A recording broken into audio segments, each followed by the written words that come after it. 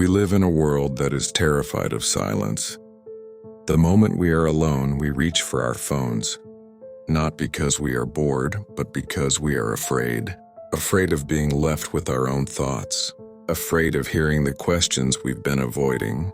Afraid that if no one is watching us, liking us, or texting us, we might disappear.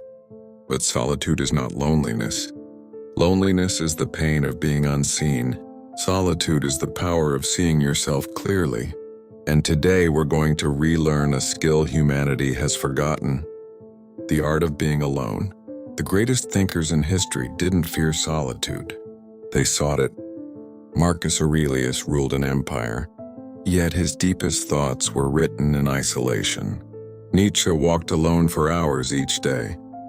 Thoreau stepped away from society not to escape it, but to understand it. They knew something we've forgotten. A mind that is never alone is a mind that is never free. When you are constantly surrounded by noise, your thoughts are not your own. They are echoes. Being alone feels uncomfortable today because we've been trained to seek constant stimulation, notifications, opinions, validation. We mistake attention for connection and noise for meaning. But when the noise stops, something uncomfortable happens. You meet yourself, and most people don't like that meeting. Not because they are broken, but because they've never practiced being alone long enough to become familiar with who they are.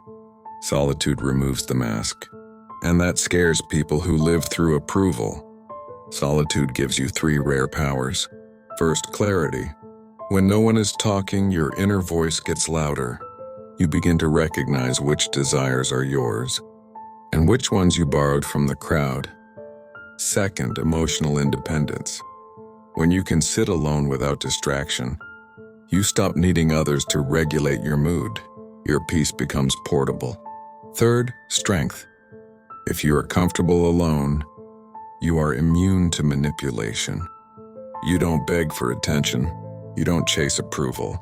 You choose relationships. You don't cling to them. This is not about isolating yourself from the world.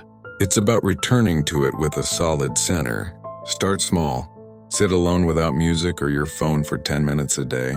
Let your mind wander. Don't judge it, observe it. Take walks without earbuds. Let silence become familiar instead of threatening. Journal, not to sound wise, but to be honest. And most importantly, learn the difference between solitude and avoidance. Solitude is chosen. Avoidance is fear. Choose solitude. The world will always try to pull you outward, toward noise, crowds, and constant distraction. But the strongest people are built in quiet moments no one else sees. When you master being alone, you stop fearing abandonment because you've already learned how to keep yourself company. That is the quiet advantage. Stay alone when you need to. Return when you're ready.